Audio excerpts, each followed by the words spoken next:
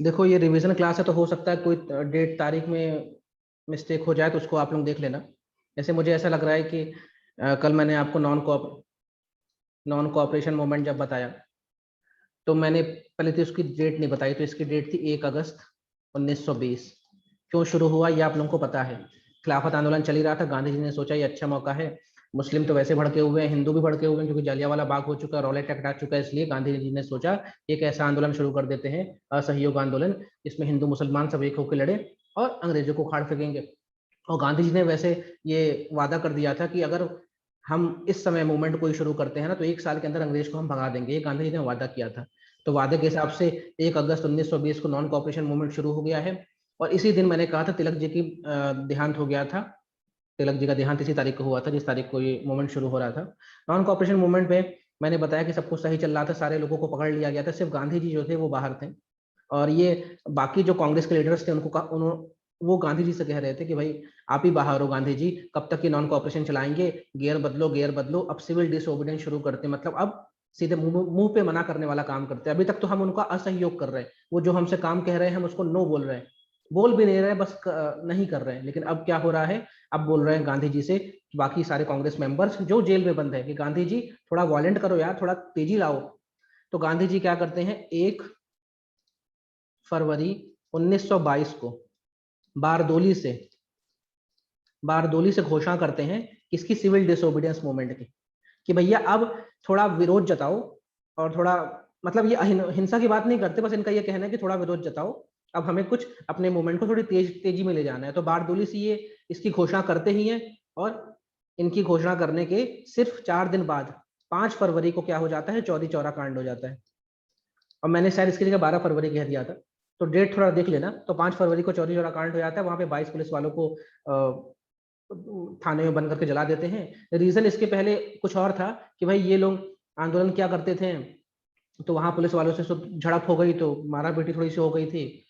तो इसी के विरोध में एक आंदोलन निकल रहा था चौरी चौरा में। तो पुलिस वाले के थाने से जब गुजरा, तो पुलिस वालों को थोड़ा ललकारा गया, या पुलिस वालों ने उनको ललकारा, जो भी अंदर की बात रही हो।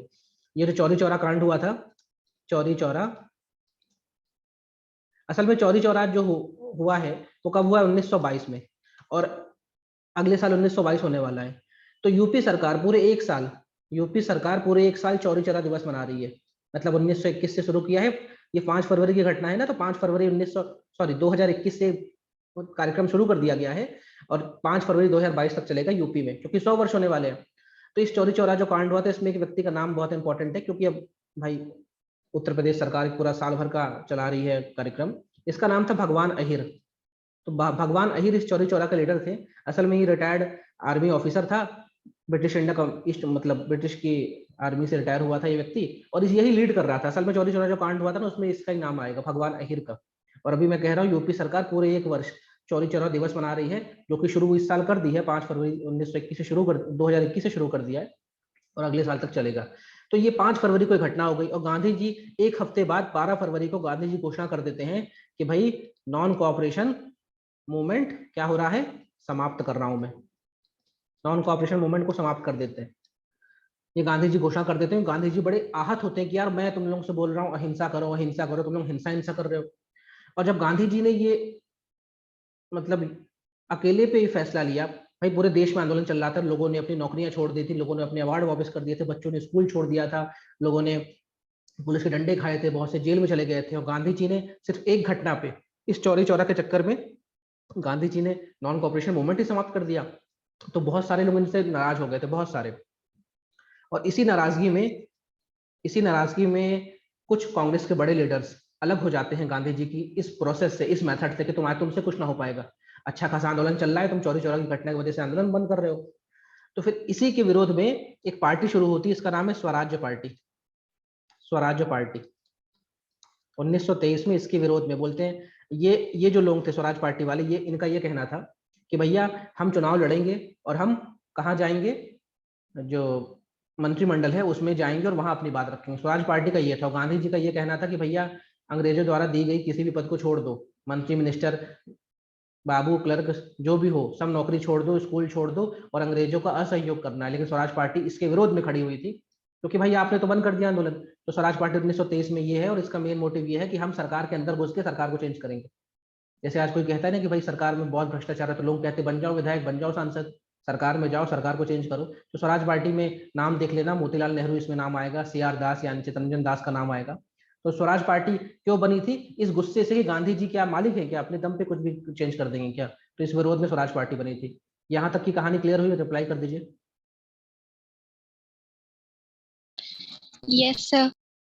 तो ये बारदौली का जिक्र 1928 में आएगा, जब सरदार सरदार वल्लभ भाई पटेल आंदोलन करेंगे वहां पे, किसान आंदोलन। लेकिन बारदौली का जिक्र यहाँ भी है। सिविल डिसोबीडियंस मूवमेंट की गांधी जी ने शुरुआत करी थी 1 फरवरी को, और 5 दिन बाद ही हमने देखा चौरी चौरा कांड हो गया था, 5 दिन बाद ही। और फिर 7 दिन बाद गांधी जी ने बोला बंद करो। और जब गांधी जी ने आंदोलन बंद कर दिया, तो क्या हुआ? गांधी जी को उठा के जेल में डाल दिया गया। गांधी जी ने आंदोलन बंद कर दिया, तो अंग्रेजों ने इनको 6 साल की जेल दे दी, 6 साल की जेल में डाल दिया। हालांकि ये 1925 में ही छूट जाएंगे, लेकिन 6 साल की इनको जेल हो गई। गांधी जी को उठा के जेल में डाल दिया, तुम अंदर चलो बापू, तुम अंदर चलो, तुम बाहर रहोगे ना तो तुम तूफान मचाते रहोगे। तो ये आंदोलन खत्म होता है, गांधी जेल चले जाते हैं, स्वराज पार्टी बन जाती है। और इसके बाद का जो फेस रहेगा, इसमें क्रांतिकारी एक्टिविटीज बहुत सारी होंगी, क्योंकि गांधी जी जेल में है, कांग्रेस लीडर की तो बहुत सारी चुड़ाई हो चुकी है इस आंदोलन में, वो सब जेल में है या काम धंधा बदल दिए हैं। तो जो हमारे क्रांतिकारी हीरो हैं, जैसे भगत सिंह, सुखदेव, राजगुरु और चंद्रशेखर आजाद, राम प्रसाद बिस्मिल, इन लोगों का फेस शुरू होगा, और ये लोग धमाकेदार एंट्री करेंगे, इनकी कहानी मैं बताऊंगा। लेकिन ये था नॉन कॉपरेशन मूवमेंट शुरू होने की कहानी और खत्म होने की कहानी। ठीक है। अब 1919 में एक और इंपॉर्टेंट चीज हुई थी, जिसको कहते हैं मॉन्टेग्यू चेम्सफोर्ड सुधार। अच्छा, इसी को एक और नाम है गवर्नमेंट ऑफ इंडिया एक्ट 1919 भी कहते हैं। मॉन्टेग्यू कौन था? मॉन्टेग्यू सेक्रेटरी ऑफ स्टेट था उस समय का, भारत सचिव, लंदन में था। चेम्सफोर्ड कौन था? उस समय का भारत का वाइसरॉय। इन लोगों ने मिलकर एक रिपोर्ट दी थी 1 साल पहले 1918 में लंदन में, कि भाई ऐसा ऐसा कुछ होना चाहिए, और उस हिसाब से क्या हुआ था, ये बना था। और मैंने बताया था 1917 में इस मॉन्टेग्यू ने एक अगस्त महीने में घोषणा निकाली थी, जिसे कहते हैं अगस्त अगस्त घोषणा। 1917 में इसने अगस्त घोषणा निकाली थी, और उसमें ये कहा था, क्योंकि उस समय हमने देखा था लखनऊ चल रहा था, 1916 में लखनऊ पैक्ट हुआ था, और मुस्लिम लीग और जो कांग्रेस है वो एक हो गई थी, अपनी कुछ डिमांड रखी थी उन्होंने। तो इसने अगस्त घोषणा में क्या कह दिया था कि आप लोग क्या छोटी छोटी बात मांग रहे हो, हम तो सोच रहे हैं कि हम यहाँ पे एक उत्तरदायी सरकार बना दे, उत्तरदायी सरकार या रेस्पॉन्सिबल गवर्नमेंट बना देते हैं। मतलब हम, आप लोग जनता के द्वारा चुने जाओ, नेता बनो, मंत्री बनो, अपनी सरकार चलाओ, ऊपर हम बैठे रहेंगे, लेकिन बाकी काम आप कर लो। तो 1917 के अगस्त घोषणा पत्र किसने निकाला था? मॉन्टेग्यू ने निकाला था। इसे मॉन्टेग्यू घोषणा भी कहते हैं। और इसमें क्या बात की गई थी? रेस्पॉन्सिबल गवर्नमेंट की बात की गई थी। तो ये सब बातें चली रही थी। अब 1919 में क्या आता है? मॉन्टेग्यू चेम्सफोर्ड सुधार आता है, क्योंकि 1918 में फर्स्ट वर्ल्ड वॉर खत्म हो चुका है, और 1919 में आता है मॉन्टेग्यू चेम्सफोर्ड सुधार। इसको हमें थोड़ा पढ़ना है, इंपॉर्टेंट है। ठीक है। अभी तक जो मैंने ब्रीफिंग की क्लियर है कि नहीं, बता दीजिए। जी सर।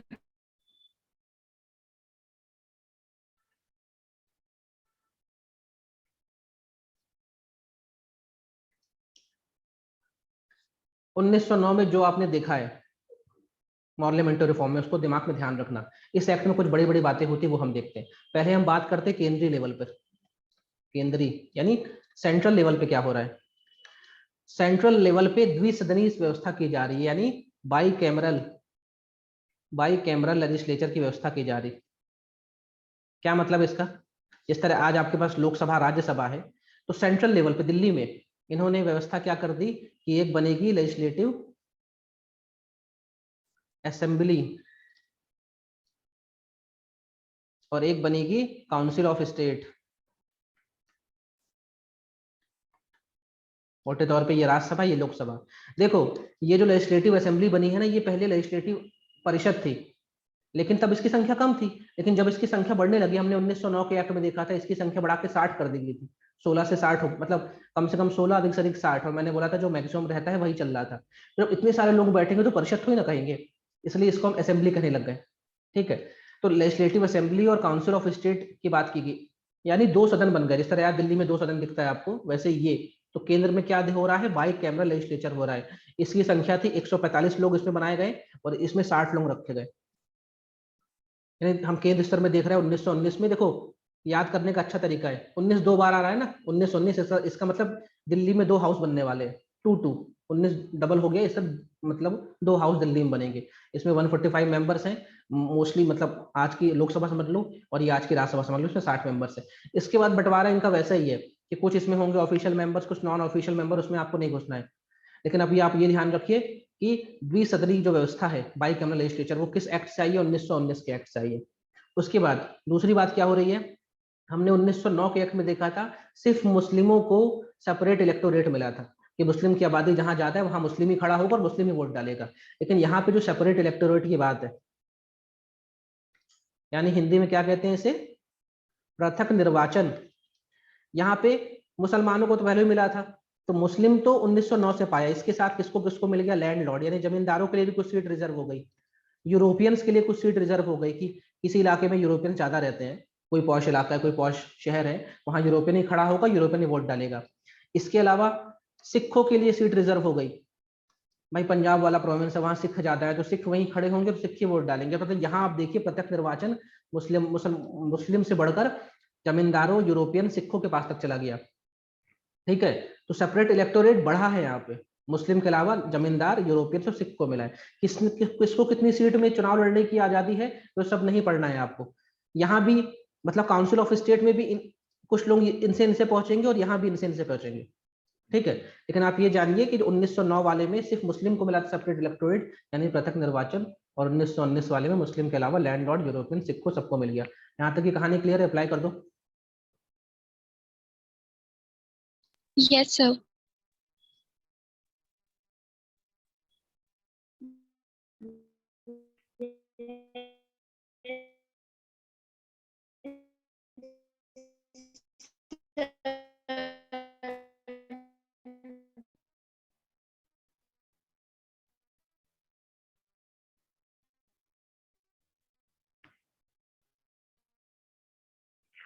अब जो वॉइस राय है उसकी जो एग्जीक्यूटिव काउंसिल है उसमें टोटल कितने मेंबरान हैं? अभी 6। और 1909 वाले एक्ट में हमने देखा था इस 6 में से एक व्यक्ति कौन होता? भारतीय होता। ये हमने 1909 वाले में देखा था, लिख देता हूं 1909। और जो पहले व्यक्ति जो वाइस राय की एग्जीक्यूटिव काउंसिल में चुने गए थे उनका नाम कौन बताएगा? रिप्लाई करिए।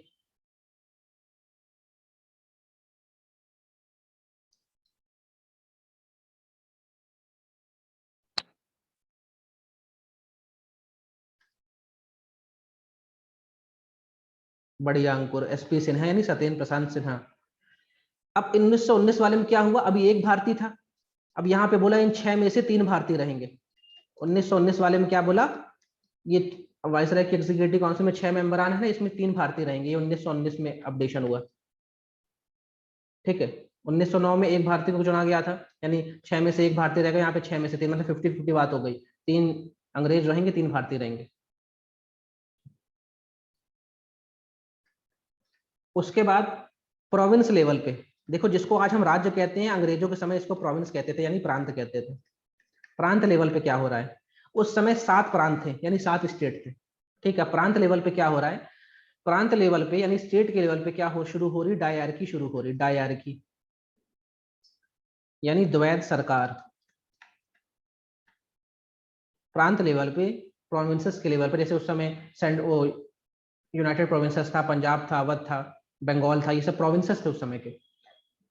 तो यहाँ पे डायरकी यानी द्वैध सरकार, यानी 2 सरकारें रहेंगी। इसका क्या मतलब है 2 सरकारें? अब ये हमको जाना, ये प्रांत लेवल पे है। तो 1919 में प्रांत लेवल में द्वैध सरकार शुरू हो रही, और 1919 में सेंट्रल लेवल पे द्विसदन शुरू हो रहा है, बाई कैमरल लेजिस्लेचर।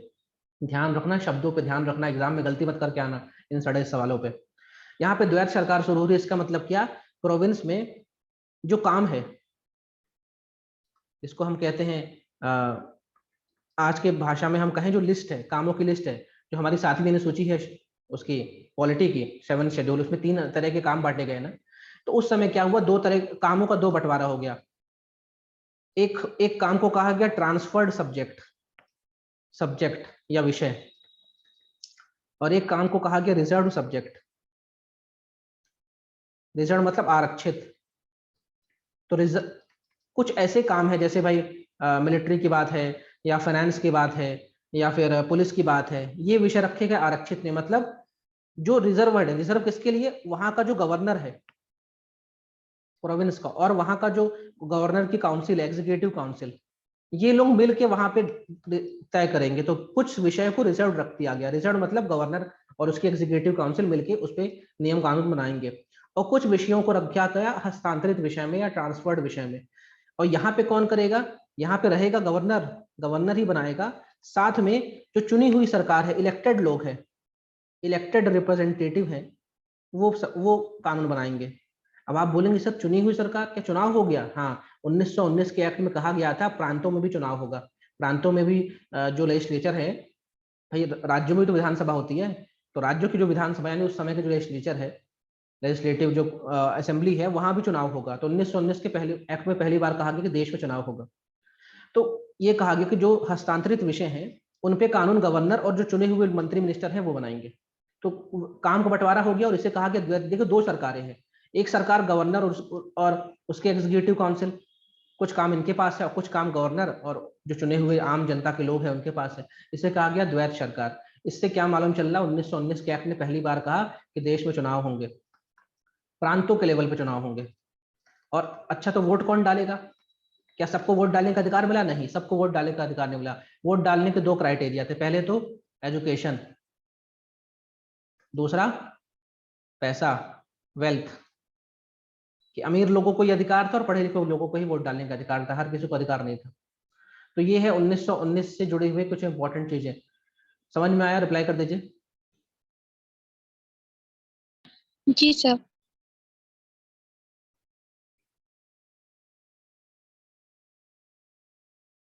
अब ये जो 1919 का एक्ट आया था, इसने एक बात और कही थी कि 10 साल बाद हम एक आयोग बनाएंगे या कमीशन बनाएंगे, और वो क्या करेगा, एक तरह से देखेगा कि 1919 के एक्ट में क्या क्या सुधार की जरूरत है। तो क्या बोला था, 10 साल बनाएंगे, 10 साल बाद आएगा, मतलब 1929 में आना था। लेकिन ये जो आयोग है जो 10 साल बाद आना था, वो पहले ही आ गया। 1927 में ये आयोग आ गया और इस आयोग का नाम था साइमन कमीशन। साइमन कमीशन आना था 1929 में। आया क्यों? 1919 का जो एक्ट है उसमें क्या क्या सुधार हो सकते हैं, इस एक्ट ने लोगों को कैसे प्रभावित किया, क्या क्या इसकी शॉर्ट कमिंग्स है, क्या क्या अच्छी बातें हैं, इसके लिए एक आयोग बनना था। ये पहले ही बोल दिया था इस एक्ट में कि 10 साल बाद बनाएंगे, लेकिन भाई ये जल्दी बन गया। अब भाई अंग्रेजों का मूड है, कभी भी चेंज हो जाता है। तो साइमन कब क्यों पैदा हुआ? क्योंकि 1919 के एक्ट में कह दिया गया था कि एक आयोग बनेगा जो कि इसको देखेगा, इसको रिव्यू करेगा। अब जब साइमन आया तो साइमन क्या करने आ रहा था? पहली चीज तो जो पुराना कानून है उसकी अच्छी बुरी बातों का, यानी उसका जो फील्ड में असर है वो देखने आ रहा था। दूसरा, साइमन इसलिए भी आ रहा था कि जो अगला कानून आना है भाई 1919 के बाद, अब जो अगला कानून आएगा उसके लिए भी रिकमेंडेशन देने आ रहा था। मतलब साइमन को भारत से भेजा गया था, जाओ भारत देख के आओ, भारत की परिस्थिति समझ के आओ, और फिर हमको आके रिपोर्ट करना। हमको मतलब लंदन में आके रिपोर्ट करना, और फिर हम एक नया क्या बना देंगे, एक्ट बना देंगे भारत के लिए।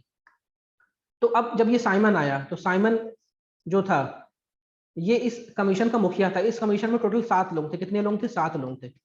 एस फॉर साइमन या सा फॉर साइमन, सा फॉर 7, 7 लोगों की ये कमीशन था, और इसमें सारे अंग्रेज थे, यानी कोई भी भारतीय नहीं था। अब आप खुद सोचो, 1919 के एक्ट में आप अपनी एग्जीक्यूटिव काउंसिल में 3 भारतीयों को रख रहे हो, आप प्रांतों में चुनाव करवा रहे हो, आप भारतीयों को मंत्री बना रहे हो, और जब भारतीयों के संविधान की बात आ रही, भारतीयों के लिए नए कानून की बात आ रही, तब आप जो आयोग बुला रहे हो उसमें कोई भारतीय नहीं है। तो ये भी तो बड़ी बेइज्जती की बात है।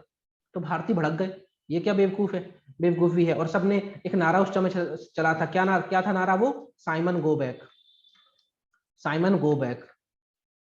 जैसे अभी चल रहा था, हमारे कुछ मंत्री मिनिस्टर गाते थे कोरोना गो, कोरोना गो। कोरोना तो गया नहीं ना, वो मंत्री गए। खैर, तो साइमन गो बैक ये नारा बहुत चला था। और साइमन जब आया, इसका ये था कि भारत आइए, अपनी टीम के साथ आइए और यहाँ पे सर्वे वर्वे करिए, फिर जाइए।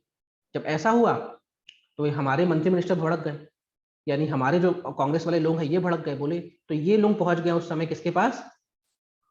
लॉर्ड बिरकिन हेड के पास। लॉर्ड बिरकिन हेड ये उस समय का सेक्रेटरी ऑफ स्टेट था। इससे हमारे लोगों ने पूछा कि ये क्या मजाक आप कर रहे हैं, आपने साइमन कमीशन बनाया, उसमें एक भी भारतीय व्यक्ति नहीं है। तो इसने बड़ी बेशर्मी से कहा कि यार मुझको नहीं लगता कि तुम भारतीयों में इतना दिमाग है कि तुम कोई कानून बना सकते हो। तुम लोग सिर्फ लड़ाई झगड़ा कर सकते हो, तुम सिर्फ आंदोलन कर सकते हो, तुम्हारे पास दिमाग का है, तुम पढ़े लिखे नहीं हो, तुम अनपढ़ हो। तो भाई ये तो बेइज्जती वाली बात कर दी आपने, और हम लोगों को आपने चैलेंज कर दिया। और इसने बोला अगर तुमको ऐसा लगता है, ये भारतीयों को कह रहा है, अगर तुमको ऐसा लगता है कि तुम कानून बना सकते हो तो लेके आओ बना के कानून अपना, मतलब कोई ड्राफ्टिंग करके आओ, कोई अपना प्रपोजल लेके आओ, फिर मैं जब नया कानून बनेगा तो साइमन कमीशन की रिपोर्ट के साथ तुम्हारी रिपोर्ट भी लगा दूंगा। तो इंडियन नेशनल कांग्रेस ने इसको चैलेंज के रूप में लिया कि अच्छा ये कहता है कि हम लोग अपना कानून नहीं बना सकते, हम लोग अपना संविधान नहीं बना सकते। तो क्या हुआ, एक कमेटी बनी मोतीलाल नेहरू की अध्यक्षता में। मोतीलाल नेहरू, ये मोतीलाल नेहरू कौन है? ये जवाहरलाल नेहरू के पापा जी हैं। तो मोतीलाल नेहरू की अध्यक्षता में एक कमेटी बनी जिसमें कुल 8 मेंबर थे। कितने लोग थे? 8। साइमन में कितने थे? 7। हम एक ज्यादा बढ़ गए, 8 मेंबर। और 8 मेंबर की कमेटी थी और इसके मुखिया मोतीलाल नेहरू थे।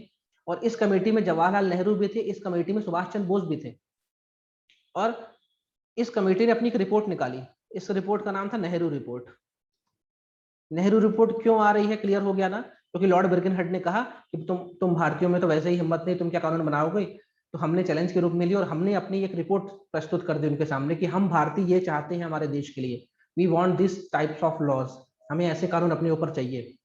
तो नेहरू रिपोर्ट चली गई। अब नेहरू रिपोर्ट में क्या बात की गई थी? नेहरू रिपोर्ट में बात की गई थी डोमिनियन स्टेटस की बात। कौन सी बात की गई थी? Dominion status. डोमिनियन मतलब क्या होता है? जैसे डोमिनियन मतलब ये होता है कि देश का जो सर्वोच्च पद है वो तो अंग्रेजों के पास रहेगा, यानी रानी के पास रहेगा, बाकी पूरा देश आप संभालिए। फॉर एग्जाम्पल, अगर आज हम डोमिनियन कंट्री होते तो राष्ट्रपति की जगह रानी बैठती, बस। बाकी सब अपना काम करते, लेकिन हमारा जो सर्वोच्च व्यक्ति होता है वो रानी होती। जैसे ऑस्ट्रेलिया है, न्यूजीलैंड है, कनाडा, इन सब डोमिनियन कंट्रीज हैं, इनकी मुखिया कौन है? रानी ही है, ब्रिटेन की रानी। तो डोमिनियन स्टेटस की मांग कर दी। और जब डोमिनियन स्टेटस की मांग कर दी, देखो मैंने कहा ये नेहरू रिपोर्ट में सुभाष चंद्र बोस भी थे, लेकिन भाई मोतीलाल नेहरू उसके लीडर थे, तो इस रिपोर्ट में ये कहा गया। तो ये डोमिनियन स्टेटस की जब बात की गई ना, तो दो दो नौजवान लड़के बिफर गए, दो नौजवान लड़के गुस्सा गए। एक का नाम था, कहाँ गया भाई, एक का नाम था नेहरू, दो नौजवान लड़के थे उस समय। एक का नाम था नेहरू, कौन, जो आपके देश के पहले प्रधानमंत्री बन रहे, और दूसरे का नाम था बोस साहब, सुभाष चंद्र बोस। ये दो नौजवान थे उस समय, 20-25 साल के थे। ये लोग भड़क गए, इन्होंने बोला ये क्या डोमिनियन स्टेटस लगा के रखे हो, हम नहीं मानते, हमें तो पूरी आजादी चाहिए। ये नए बच्चे थे, इन लोगों ने इसका विरोध किया, लेकिन भाई मोतीलाल नेहरू की रिपोर्ट थी, वो उसके मुखिया थे, तो उन्होंने बोला नहीं भाई इस और इस रिपोर्ट को बाद में इंडियन नेशनल कांग्रेस ने भी सब अप्रूवल दे दिया, हाँ ठीक है डोमिनियन स्टेटस ठीक है। लेकिन ये नेहरू और बोस ने बोला नहीं ये गलत चीज है, और इन दोनों लोगों ने मिलकर एक पार्टी बनाई, इसका नाम था independence of India league, of India league. ये आईपीएल नहीं है, इंडिपेंडेंस ऑफ इंडिया लीग है, IIL। कभी कोई कहे कि नेहरू और बोस एक दूसरे के दुश्मन है, आजकल के पॉलिटिक्स में ये सब चल रहा है कि नेहरू ने बोस को मरवाया, बोस ने ये किया, सब गलत बातें हैं। इतिहास ये कहता है ये दोनों अच्छे मित्र रहे हैं, और इन्होंने नेहरू रिपोर्ट के विरोध में एक पार्टी बनाई थी, इसका नाम था इंडिपेंडेंस ऑफ इंडिया लीग, मतलब हमें आजादी चाहिए, हमें डोमिनियन स्टेटस नहीं चाहिए। लेकिन नेहरू रिपोर्ट को जब सबमिट किया, बर्किनहेड को दिया गया, तो बर्किनहेड ने बोला बहुत बढ़िया यार, तुम लोगों ने तो अच्छा काम कर दिया। बर्किनहेड ने बोला ठीक है, हम जब साइमन कमीशन पे विचार करेंगे ना, तब आपकी रिपोर्ट पे विचार कर लेंगे और देख लेंगे क्या आपके लिए अच्छा है, क्या आपके लिए बुरा। वेरी गुड, आपने बहुत अच्छा काम किया। तो नेहरू रिपोर्ट क्यों बनी, क्लियर हो गया? रिप्लाई कर दीजिए। Yes sir. अब कितनी मजे की बात है, साइमन कमीशन 1927 में भारत आया था, लेकिन साइमन कमीशन से पहले नेहरू रिपोर्ट तैयार हो गई थी। साइमन कमीशन 1928 में फिर भारत आया, और फिर जाके इसकी रिपोर्ट तैयार होते होते 1930 हो गया था। इतना ढीला काम कर रहा था साइमन, लेकिन हमारी रिपोर्ट तैयार हो गई थी। खैर, अब जब ये सब हो गया था, इसी बीच में क्या होता है, साइमन कमीशन के लिए साइमन गो बैक के नारे लग रहे थे, देश भर में विरोध चल रहा था। इसी बीच में लाहौर में क्या होता है, एक आंदोलन चल रहा था, एक रैली चल रही थी, और इसमें विरोध किया जा रहा था। और उस विरोध को लीड कर रहे थे लाला जी, लाला जी लीड कर रहे थे, लाला लाजपत राय इसको लीड कर रहे थे। और वहां पे एक अंग्रेज अधिकारी था, उसका नाम था स्कॉट। एक अंग्रेज अधिकारी था स्कॉट। स्कॉट ने आदेश दे दिया कि जो भीड़ हल्ला कर रही, भीड़ पे लाठी बरसा दो। उस भीड़ में लाला जी भी थे, हल्ला मतलब आंदोलन करने में। तो लाला जी के सिर पे चोटें आई, उनको लाठी मारी गई, उम्र तो ज्यादा हो ही गई थी। ये लाला जी कौन? ये लाल बाल पाल वाले लाला जी हैं। तो लाठी पड़ी सिर में और बाद में इनकी मृत्यु हो गई। और इसकी वजह से फिर हम देखेंगे जो भगत सिंह और सुखदेव राजगुरु अटैक करेंगे, वो कहानी बाद में आएगी। लेकिन जानिए कि लाला जी लाहौर में L for Lala, L for Lahore विरोध किस्सा कर रहे थे साइमन का, और लाठीचार्ज करवाए स्कॉट ने, और लाला जी की मृत्यु हो गई। कुछ दिनों बाद अस्पताल में मृत्यु हो गई। ठीक है, तो अब आप देख रहे हैं कि साइमन कमीशन की रिपोर्ट तैयार है, नेहरू की रिपोर्ट तैयार है, लेकिन नेहरू रिपोर्ट, अब आप थोड़ा सोचो कि मुस्लिम लीग कहाँ गई। मुस्लिम लीग ने जब नेहरू रिपोर्ट पढ़ा, नेहरू रिपोर्ट जब पढ़ी मुस्लिम लीग ने, तो उन्होंने देखा कि यार इसमें मुसलमानों के लिए तो बहुत कम अधिकार है, और इन्होंने इसका विरोध किया। मुस्लिम लीग में के जो मेन हीरो हैं वो जिन्ना, इन्होंने इसका क्या किया, विरोध किया कि नहीं यार, नेहरू रिपोर्ट में बहुत सी सुधार की जरूरत है। लेकिन नेहरू रिपोर्ट तो पास हो चुकी थी। मद्रास में 1929 में मद्रास सेशन हुआ था, उसमें मोतीलाल नेहरू अध्यक्षता कर रहे थे, और इंडियन नेशनल कांग्रेस ने उसको अप्रूवल दे दिया कि हाँ ये रिपोर्ट बढ़िया है। अब जिन्ना का दिमाग खराब, जिन्ना ने बोला ऐसे कैसे, तो जिन्ना ने अपनी एक रिपोर्ट निकाली। सर 2 बार नेहरू रिपोर्ट लाई गई थी, एक ही बार लाई गई थी, नेहरू रिपोर्ट एक ही बार बनी है। लेकिन नेहरू रिपोर्ट जब सबमिट हुई तो मुस्लिम लीग ने भी उसको पढ़ा कि भैया इसमें हमारे लिए क्या खास बात है, मुस्लिमों के लिए कोई बात है कि नहीं। हाँ, नेहरू रिपोर्ट 1928 वाली ही है। देखो साइमन 1927 में आया, साइमन जब आया हमने विरोध किया, हम बिर्गन हेड से मिलने गए, बिर्गन हेड ने बोला कि अगर आप में हिम्मत है तो आप अपनी रिपोर्ट बना लीजिए। हमने फटाफट रिपोर्ट बना के 1928 में दे दी नेहरू रिपोर्ट। तो अब जिन्ना ने इसका विरोध किया, अब जिन्ना ने बोला कि नहीं मैं अपनी कुछ बातें कहूंगा, तो जिन्ना ने 14 पॉइंट की अपनी रिपोर्ट बनाई, 14 पॉइंट। इसे कहते हैं 14 सूत्री कार्यक्रम। 14 सूत्र में 14 सूत्र में अपनी बात कही जिन्ना ने, और जिन्ना की जो 14 पॉइंट है, इसमें इसने मेन चीज मुस्लिमों के हक की बात की, कुछ ऐसे इलाके की बात की जहां से मुसलमानों को वोट मिलने का अधिकार हो। तो वो हम देख रहे हैं कि जो बर्किन हेड है उसके पास 3 रिपोर्ट आ चुकी है। एक तो साइमन की रिपोर्ट जा चुकी है, नेहरू रिपोर्ट भी उसके पास है, और जिन्ना की 14 पॉइंट भी उसके पास है। जब इतनी सारी रिपोर्ट इसके पास पहुंच गई बिर्किन हेड के पास, तो बिर्किन हेड ने बोला यार इतनी रिपोर्ट है, अब कुछ करना पड़ेगा। इसलिए बोला गया कि 3 गोलमेज सम्मेलन बुलाते हैं, 3 राउंड टेबल कॉन्फ्रेंस बुलाते हैं, राउंड टेबल कॉन्फ्रेंस बुलाते हैं 3। कहाँ बुलाएंगे? लंदन में, क्योंकि 3 रिपोर्ट हमारे पास आ गई है। और आपके लिए, आपके देश के लिए एक तरह से हम कहें तो, साइमन 1927 में आया, यहाँ पे विरोध हो रहा था, भाग गया। 1928 में फिर आया, उसको बोला गया भाई अपनी रिपोर्ट तो तैयार कर, फिर 1928 में आया। ठीक है, कौन कितनी बार आया ये नहीं पूछेगा एग्जाम में, लेकिन ये मैं कहानी समझा रहा हूँ आपको। तो जब ये 3 रिपोर्ट आ गई तो ये हुआ कि भैया सबको बुलाओ यार, ये बड़े बड़े लीडर्स को, तो सबको लंदन बुलाया गया। 3 राउंड टेबल कॉन्फ्रेंस हुई, क्या हुई मैं बताऊंगा, लेकिन 3 राउंड टेबल कॉन्फ्रेंस में क्या चर्चा की गई होगी, इन रिपोर्ट के बारे में चर्चा की गई होगी, क्योंकि 3 रिपोर्ट थी। साइमन की रिपोर्ट अलग है, नेहरू रिपोर्ट अलग है, 14 पॉइंट जिन्ना के अलग है। इन तीनों पर चर्चा हुई होगी। उसके बाद 3 RTC होंगे, राउंड टेबल कॉन्फ्रेंस। फिर हम देखेंगे 1935 में गवर्नमेंट ऑफ इंडिया एक्ट आएगा, जो कि आज हमारे कॉन्स्टिट्यूशन का, आज हमारे संविधान का बहुत बड़ा पार्ट उसी से आता है। तो जिन्ना ने भी अपनी बात रखने के लिए क्या निकाला, 14 पॉइंट निकाला, 14 सूत्री कार्यक्रम। तो अब ये क्लियर हुआ 14 सूत्री कार्यक्रम और नेहरू रिपोर्ट, साइमन रिपोर्ट का क्या रिलेशन है? रिप्लाई कर दीजिए। Yes sir. अब मैंने JL नेहरू की बात की, और इसके साथ सुभाष चंद्र बोस भी थे, SC बोस। इन लोगों ने IIL बनाया था, इंडियन इंडिपेंडेंस लीग। अब नेहरू जो थे वो तो भाई क्रांतिकारी आदमी थे, बड़े ज्यादा प्रभावित थे, रशियन क्रांति हो चुकी थी 1917 में, उनको लग रहा था इन अंग्रेजों को भगाओ यहाँ से। तो नेहरू ने क्या किया, 1929 में, देखो मैंने जब कांग्रेस आपको पढ़ाई तो मैंने बोला साल के आखिरी 3 दिन ये बैठक करते थे। तो 1929 में इनकी एक बैठक हुई, कहां पे? लाहौर में। कांग्रेस का सेशन कहां हुआ? लाहौर में। और लाहौर किस नदी के किनारे है? रावी नदी के किनारे, रावी, लाहौर रावी नदी के किनारे। 1929 में ये बात हुई, ये बैठक हुई किसकी? इंडियन नेशनल कांग्रेस की, लाहौर में। और उसके मुखिया कौन थे? नेहरू जी मुखिया थे। इन्होंने बोला कि हमें पूर्ण स्वराज चाहिए। नेहरू ने वहां उसमें क्या बोला कि हमें क्या चाहिए? हमें पूर्ण स्वराज चाहिए। क्या चाहिए? टोटल इंडिपेंडेंस चाहिए। और नेहरू ने बोला देखो ये बैठक कब हुई होगी?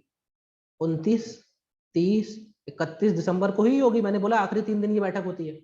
तो नेहरू ने बोला अब जो 26 जनवरी आ रही है, तो 26 जनवरी कौन सी? 1930 वाली 26 जनवरी। अब जो 26 जनवरी आ रही, तो हर साल 26 जनवरी को हम क्या मनाएंगे? रिपब्लिक डे के रूप में मनाएंगे, रिपब्लिक डे के रूप में बनाएंगे।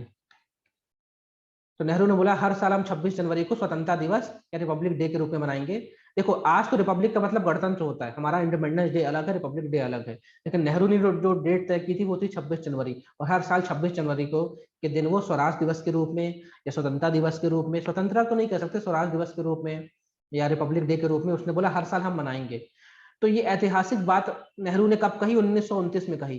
कहाँ कही? लाहौर सेशन में कही। लाहौर किस नदी के किनारे है? रावी नदी के किनारे। रावी नदी के किनारे सेशन हुआ था और उसने बोला था अब जो 26 जनवरी आ रही, हम हर साल इस तारीख को क्या मनाएंगे?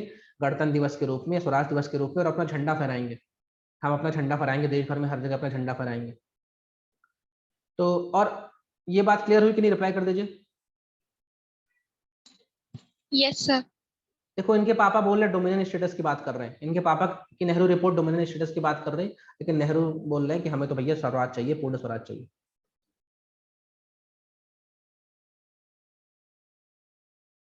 अब वापस ल्यूसेंट पे चलते हैं कि क्या क्या हो गया।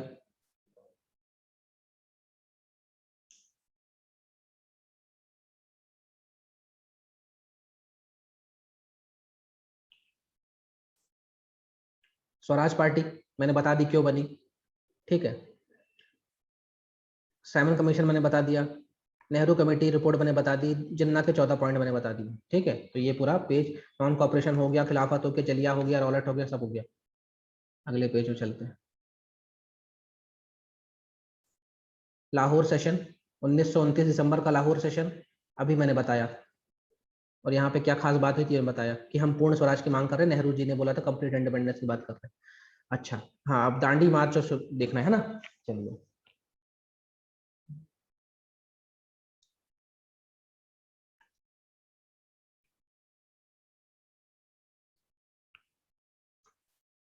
अब क्या हुआ, फिर से नेहरू रिपोर्ट में चलते हैं। नेहरू रिपोर्ट, नेहरू रिपोर्ट 1928 में तैयार हो गई थी। इस रिपोर्ट को इन्होंने ब्रिटिशर्स को दिया, और ब्रिटिशर्स को दिया और धमकी देगी आई। हम धमकी देने में बहुत तेज थे, हम अल्टीमेटम दिया करते थे कि इस तारीख तक ये होगा तो ठीक, नहीं तो एक आंदोलन होगा। तो नेहरू रिपोर्ट 1928 में आई, हम ब्रिटिशर्स के पास गए और हमने बोला कि ये रिपोर्ट संभालिए, और आपको हम अल्टीमेटम दे रहे हैं कि 31 दिसंबर 1929, मतलब एक साल का अल्टीमेटम था कि 31 दिसंबर 1929 से पहले अगर आपने इस रिपोर्ट में काम नहीं किया, इस रिपोर्ट की बातें नहीं मानी, तो तैयार रहिए, एक बड़ा आंदोलन होगा, एक बड़ा मूवमेंट होगा। हम धमकी देके आ गए थे, ठीक। हमने क्या डेडलाइन दी थी? 31 दिसंबर 1929 तक आपको नेहरू रिपोर्ट में काम करना है। बढ़िया। अब इस तारीख तक तो कुछ हुआ ही नहीं, अंग्रेज थोड़ी ना कुछ करने वाले।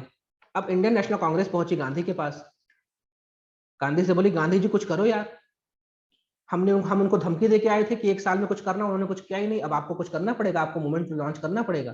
गांधी जी ने बोला यार अच्छा, सोचता हूँ मैं मूवमेंट कैसे लॉन्च करूँ, क्योंकि मूवमेंट लॉन्च करने के लिए कुछ कारण होना चाहिए, लोगों को कैसे जोड़ेंगे, गांधी तो ठीक है। और गांधी ने इसी मूवमेंट में कहा था कि मैं भारत में की बालू से, मैं भारत की रेत से एक बहुत बड़ा आंदोलन खड़ा कर सकता हूँ। गांधी एक कहें कि दुनिया का जबरदस्त पॉलिटिशियन था, वो दिमाग से खेलना जानते थे, उनको पता था कि आम आदमी को कैसे जोड़ सके। मोदी जी भी कोशिश करते हैं आम आदमी को जोड़ने के लिए, मन की बात करते, लेकिन मोदी जी से 1000 गुना ज्यादा पॉलिटिशियन गांधी था। उसने साउथ अफ्रीका में डंका बजाया, अपना भारत नहीं बजाया, ठीक है। खैर, तो गांधी जी पे आ गया कि गांधी जी आपको कुछ करना है। अब भैया गांधी जी क्या करें? अब गांधी जी सोच में पड़ गए कि अब क्या ढूंढे, कोई ना कोई कारण तो चाहिए ना यार, आंदोलन शुरू करने के लिए कोई कारण चाहिए। तो गांधी जी ने देखा कि यार अंग्रेज का जो नमक है उस पर टैक्स लगाते हैं। अब ऐसा नहीं कि नया चीज अंग्रेज कर रहे हैं, अशोक के टाइम पे मौर्यन साम्राज्य में भी नमक पे टैक्स होता था। उस समय तो एक बकायदा पोस्ट होती थी, उसका नाम था लावण्य, लावण्य अध्यक्ष। लावण्य मतलब सॉल्ट, अध्यक्ष मतलब उसका ऑफिसर। तो अशोकन एम्पायर में भी, यानी मौर्यन एम्पायर में भी सॉल्ट पे टैक्स लग ही रहा था, इसमें कोई नई बात नहीं थी। लेकिन सॉल्ट ऐसा चीज थी कि गरीब अमीर सब खाते हैं, जानवरों को भी लगता है नमक, तो भैया सॉल्ट पे टैक्स तो ज्यादा है। तो गांधी जी ने बोला कि यार मैं नमक आंदोलन करूंगा। और इन्होंने क्या बोला? गांधी जी ने बोला कि मैं शुरू कर रहा हूं दांडी मार्च, मैं शुरू करूंगा दांडी मार्च। और दांडी मार्च को इन्होंने बोला कि मैं साबरमती से कहाँ जाऊंगा? दांडी जाऊंगा।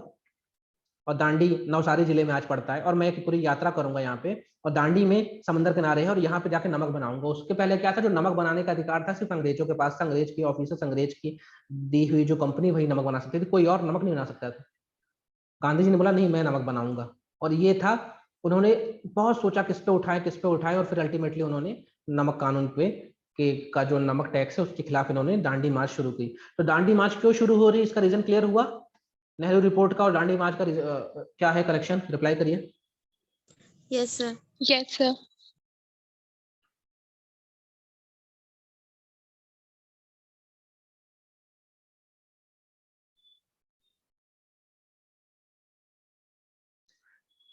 अब देखो ये 1930 की बात है, क्योंकि 1929 तक का तो अल्टीमेटम था। 1930 की बात है, साबरमती से शुरू हुआ, दांडी नवसारी जिले में हुआ, और ये जो यात्रा थी ये 24 दिन चली थी। 12 मार्च को शुरू हुई थी, 5 अप्रैल को खत्म हुई थी, सब आपको याद कर लेना है।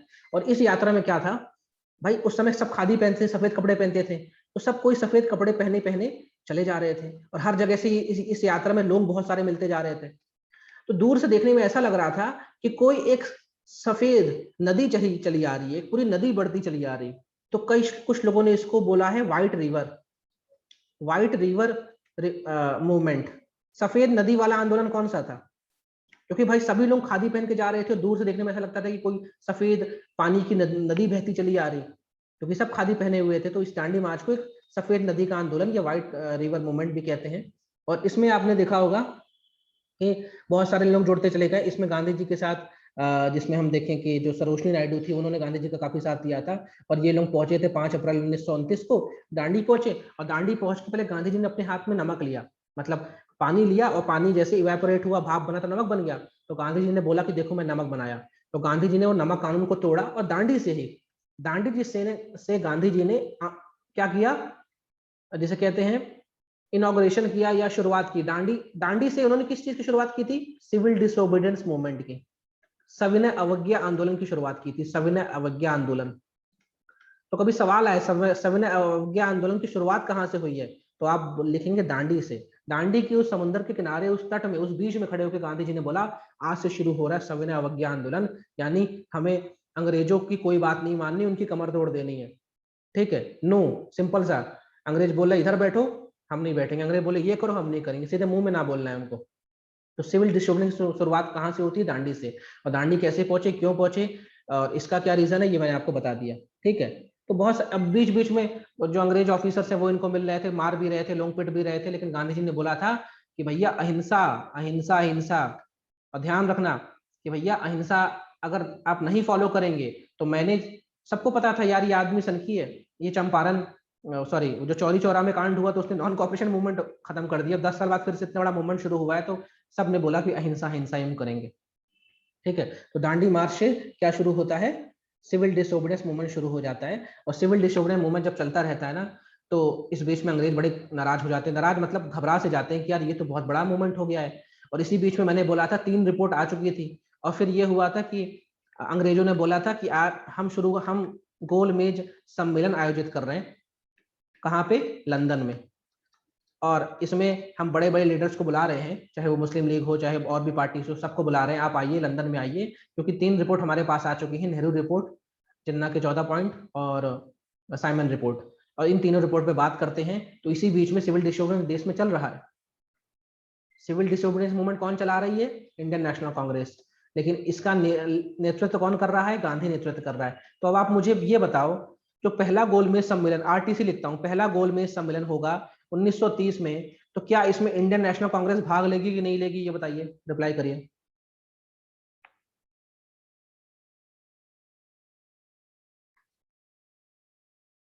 बिल्कुल नहीं लेगी, क्योंकि इस समय तो ये कांग्रेस तो आंदोलन चला रही है, तो कांग्रेस कैसे लेगी? अब आप खुद बताइए कि आरटीसी हो रही लंदन में, देश की हित की बात हो रही, पहली आरटीसी, और जब वहां पे कांग्रेस ही नहीं जाएगी, देश की सबसे बड़ी पार्टी नहीं जाएगी, तो क्या उस गोलमेज सम्मेलन का कुछ रिजल्ट निकलेगा? बताइए, क्या कुछ रिजल्ट आएगा उसका? No, sir. इसलिए पहली गोलमेज सम्मेलन क्या हो गई? फेल हो गई। क्यों फेल हो गई? रीजन आपको पता है, ये तो आंदोलन चला रहे हैं यहाँ पे।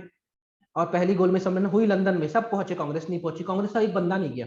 और कांग्रेस नहीं गई तो वहां पे सब गए, चाय नाश्ता करके वापस आ गए। और अंग्रेज भी जानते थे बिना कांग्रेस के हम कोई डिसीजन ले ही नहीं सकते, भाई कांग्रेस की तो नेहरू रिपोर्ट हमारे पास है और कांग्रेस ही नहीं आती।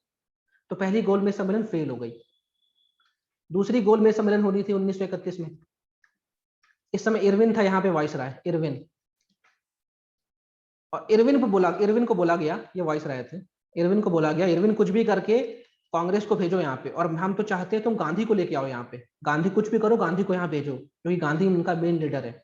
इरविन पहुंचा गांधी के पास, गांधी जी से बोला, गांधी जी चलो यार, चलो लंदन चलो। गांधी जी भैया फुल फॉर्म में, हम तो आंदोलन कर रहे हैं, तुम्हारी तो कमर टूट चुकी है आंदोलन में। गांधी जी ने बोला मैं नहीं जाऊंगा। तो इरविन ने गांधी से बोला, भाई गांधी जी आप जो कहोगे हम वो मानेंगे, आप कहोगे तो हम भाई नाक रगड़ ले आपके सामने, ऐसा नहीं कहा, लेकिन मैं समझाने के बता रहा हूँ कि एक तरह से इरविन बिल्कुल गांधी के नतमस्तक हो गया था, उस समय का वॉइस रहा। गांधी तुम जो कहोगे मैं मानूंगा। तो इरविन और गांधी के बीच में कुछ बातें हुई, कुछ सहमति हुई, जिसे कहते हैं इरविन गांधी समझौता या गांधी इरविन समझौता। इस समझौते में गांधी जी ने यह कहा था, भाई सिविल डिसोबीडियंस मूवमेंट में तुमने बहुत सारे लोगों को जेल में डाल दिया, उनको छोड़ दो, बहुत सारे लोगों की जमीन हड़प ली, उसको छोड़ दो। मतलब कुल मिलाकर गांधी ने जो भारतीय लोगों का नुकसान हुआ था उसकी भरपाई इरविन से करवा ली। इरविन ने भी बोला ठीक है हम छोड़ देते हैं, लेकिन इरविन ने बोला जिन लोगों ने मर्डर किया, जिन लोगों ने किसी को मारा है उनको नहीं छोड़ेंगे। तो गांधी भी अहिंसा के पुजारी थे, गांधी बोला ठीक है, जो अहिंसा के चक्कर में पकड़े गए हैं भाई, वो कुछ नहीं कर रहे थे, आप उनको उठा ले गए, उनको छोड़ दो, उनकी जिनकी नौकरी छूट गई उनकी नौकरी वापस कर दो, जिन्होंने बच्चों की पढ़ाई से छूट गए थे उनकी पढ़ाई वापस कर दो। इरविन ने बोला ओके सर, सब सब सब मानूंगा, आप चलो। तो गांधी इरविन समझौता होता है, और इसके बाद गांधी जी कहाँ जाते हैं? लंदन। इसके बाद गांधी जी कहाँ जाएंगे? लंदन जाएंगे। तो सेकंड राउंड टेबल कॉन्फ्रेंस में इंडियन नेशनल कांग्रेस की तरफ से कौन शामिल होगा बताइए? सिर्फ और सिर्फ गांधी। कांग्रेस ने बोला गांधी को भेजो, वन मैन शो है। तो सेकंड राउंड टेबल कांग्रेस में, मतलब कॉन्फ्रेंस में, यानी द्वितीय गोलमेज सम्मेलन में इंडियन नेशनल कांग्रेस शामिल हुई थी? यस हुई थी। क्या इंडियन नेशनल कांग्रेस की बहुत सारे लोग गए थे? नहीं, एक ही आदमी गया था, उसका नाम था सिर्फ और सिर्फ गांधी। बाकी छोटी छोटी पार्टी से सब लोग गए। अंबेडकर हर राउंड टेबल कॉन्फ्रेंस में थे, ठीक है। महिलाओं की तरफ, महिलाओं का पक्ष रखने के लिए सरोजिनी नायडू गई थी वहां पे, लेकिन सरोजिनी नायडू कांग्रेस की तरफ से नहीं गई थी। लेकिन सेकंड राउंड टेबल कॉन्फ्रेंस में सिर्फ गांधी गए थे। गांधी क्यों गए थे? क्योंकि इसके पहले इरविन, गांधी इरविन समझौता हुआ था। ये बात क्लियर हुई यहां तक? Yes, sir. ठीक। अब जब सेकंड राउंड टेबल कॉन्फ्रेंस के बाद कुछ बवाल होने वाला है, वो हम कल की क्लास में देखेंगे। इस बीच में एक बहुत इंपॉर्टेंट चीज छूट रही है, 1928 का बारडोली सत्याग्रह। बारडोली सत्याग्रह, बारडोली आज आपको मिलेगा सूरत में। Surat, diamond city of India, Bharat की हीरा नगरी, सूरत में बारडोली मिलेगा। सूरत शहर में ही बारडोली हिस्सा तो आ गया। बारडोली में क्या था? यहाँ पे पाटीदार लोग रहते थे, ठीक है। पाटीदार मतलब ये मालवा का क्षेत्र और पूरा गुजरात जो है पाटीदारों का ही है। मोटे तौर पे यहाँ पे बहुत सारे पाटीदार मिलेंगे आपको। यहाँ पाटीदार रहते थे, और यहाँ पे जो पाटीदार किसान थे, ये सब कौन थे? किसान थे। ये सब क्या थे? किसान थे। अब इनके साथ क्या हो रहा था? लगान बढ़ा दिया गया। लगान कितना बढ़ा दिया गया? 30% लगान बढ़ा दिया गया। मतलब पहले 100 रुपए दे रहे थे तो 130 रुपए मांग लिया। और इस बीच में क्या था? मैंने बताया था कि अकाल भी पड़ रहे थे, बाढ़ भी आ रही थी, और सूखा भी पड़ा था। दिक्कत थी, किसान को इतना नहीं था कि वो एक्स्ट्रा दे सके। लेकिन भैया बारडोली में वहां पे एक अंग्रेज डिप्टी कलेक्टर था, उसका नाम था एम जयकर। ये हिंदू आदमी था, मतलब हिंदू मतलब भारतीय था ये, और ये उस समय डीसी था, जो आप लोग बनना चाह रहे हो बहुत से लोग। तो ये डिप्टी कलेक्टर था जयकर, और जयकर इतना आलसी आदमी था, कमरे से बाहर कभी निकला नहीं। उसने रिपोर्ट बना के पुरानी रिपोर्ट देखी, पुरानी रिपोर्ट के हिसाब से बोल दिया कि हाँ बहुत अच्छी फसल हुई है और लगान 30% बढ़ाया जाता है, 30% हाइक करना है। तो भैया जो किसान भड़क गया, पाटीदार भड़क गया। पाटीदार पहुंचा किसके पास? किसके पास गया? पटेल जी के पास गया। भैया पटेल जी से बोला यार कुछ करो यार, हम नहीं दे पाएंगे इतना लगान। तो पटेल ने क्या बनाया? एक पूरी कमेटी बनाई, बारडोली किसान कमेटी बनाई। और उस इनका मेन काम आप जानते हो, कांग्रेस का मेन काम क्या था? गांधी जी ने से कहा था सर्वे करो, कहीं पे जाओ हवा में बात मत करो, सर्वे करो। सर्वे किया, पता किया कि किसान का नाम लिखा, उसका जमीन लिखी, उसकी फसल लिखी, क्या उपज है वो लिखा। अल्टीमेटली पटेल ने बोला कि हमारे सर्वे के हिसाब से सिर्फ 6% हाइक कर दो, आप 6% लगान बढ़ाओ, इससे यार नहीं बढ़ाओ, ये पटेल ने कहा। और पटेल को ये भी पता था कि यार ये जो किसान लोग हैं, गरीब लोग हैं बेचारे, इन पे ज्यादा डंडा पड़ेगा, ज्यादा थोड़ी मुसीबत आएगी, तो ये लोग फिर से आंदोलन को छोड़ के काम पे लग जाएंगे, लगान दे देंगे। तो पटेल ने इसमें क्या किया था?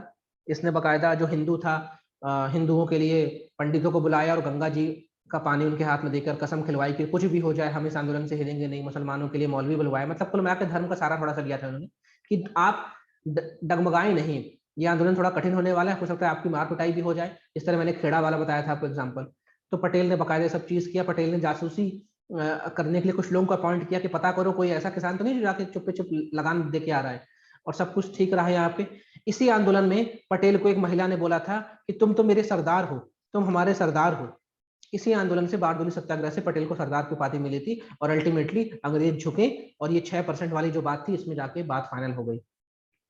और हमने देखा था कि 1922 में जो चौरी चौरा हुआ था, उसके बाद जो आंदोलन हमने वापस ले लिया था, उस वजह से गांधी जी की जो नीति थी, सत्याग्रह वाली जो नीति थी ना, इस पे लोगों को डाउट हो गया था कि सत्याग्रह से कुछ होगा कि नहीं होगा। लेकिन सत्याग्रह पे वापस भरोसा जमाने में बारडोली का बड़ा योगदान था, क्योंकि बारडोली में हमने फिर से दिखाया कि गांधी जी की जो प्रैक्टिस सत्याग्रह, उससे हम जंग जीत सकते हैं, उससे हम अंग्रेजों को झुका सकते हैं। तो बारडोली ने एक वापस जान डाल दी सत्याग्रह वाले कॉन्सेप्ट में। ठीक है, तो ये बारडोली था और इस आंदोलन में पटेल को उपाधि मिली थी सरदार की। और इसी आंदोलन को लेकर गांधी जी ने कहा था कि बारडोली ने बारडोली के लोगों को कुछ अच्छा कहा था कि हाँ, बारडोली के लोगों ने पटेल को सरदार बना दिया और मुझे मेरा सरदार मिल गया, ऐसा कुछ लाइन है उनकी। कि गांधी जी भी कह रहे थे कि हाँ, मुझे भी अपना एक लीडर मिल गया कि जो मेरे बाद मेरे काम को संभाल सकता है। और बारडोली के लोगों को भी उनका एक लीडर मिल गया। ये जो पटेल जी थे, वल्लभ भाई पटेल थे, ये बहुत अच्छे लॉयर थे एक समय। 1920 में जब नॉन कॉपरेशन मूवमेंट चल रहा था, तो बहुत सारे बड़े बड़े वकीलों ने अपनी वकालत छोड़ दी थी, क्योंकि उस समय आजाद तो होते नहीं हम, जो कोर्ट थी कचहरी सब अंग्रेजों की थी। तो मोतीलाल नेहरू, वल्लभ भाई पटेल, राजेंद्र प्रसाद, ये सब बड़े बड़े वकील थे। यहाँ तक गांधी जी भी बहुत बड़े वकील थे, मतलब बड़े तो नहीं थे, मतलब वो तो वकील ही थे। तो बहुत सारे लोगों ने अपनी जॉब छोड़ी थी, काम छोड़ा था। तो ये पटेल फिर गांधी जी के साथ हो गए। तो पटेल की जो उपलब्धि है वो बारडोली से हुई थी। बारडोली में क्या था, शुरुआत में सब पटेल ने लीड किया था, बाद में ये हो रहा था कि पटेल संभाल नहीं पा रहे, तो आखिरी आखिरी में गांधी जी सपोर्ट करने जाएंगे। और जब गांधी जी सपोर्ट करने जाएंगे तो अंग्रेज के हाथ पैर खुल जाएंगे और गांधी आ गया, अब क्या करें। क्योंकि 1922 में गांधी जी को 6 साल की जेल में डाल दिया गया था। और गांधी जी हमेशा किस जेल में रहे हैं, आगा खान पैलेस में। आगा खान पैलेस, असल में ये पूरा किला ही है, पैलेस है, लेकिन ये यहाँ पे गांधी जी को हमेशा रखा था जेल में। गांधी जी की जेल ऐसी नहीं होती थी हथकड़ी बांध के बोला कि तुम यहीं बैठो बापू। इनकी जेल ऐसी है कि एक बड़ा सा इलाका है, घर है, महल है, वहां पे आपको रख दिया, अब आप घूमे फिरिए, बस इसके बाहर नहीं निकलना आपको। तो हमेशा इनको आगा खां पैलेस में रखा गया। और फिर लेकिन इनकी तबीयत खराब हो रही थी, तो 1925 में इनको छोड़ दिया गया था। तो यहाँ तक की जो हमने ब्रीफिंग की है, ये आज की क्लास में कोई डाउट हो तो पूछ लो।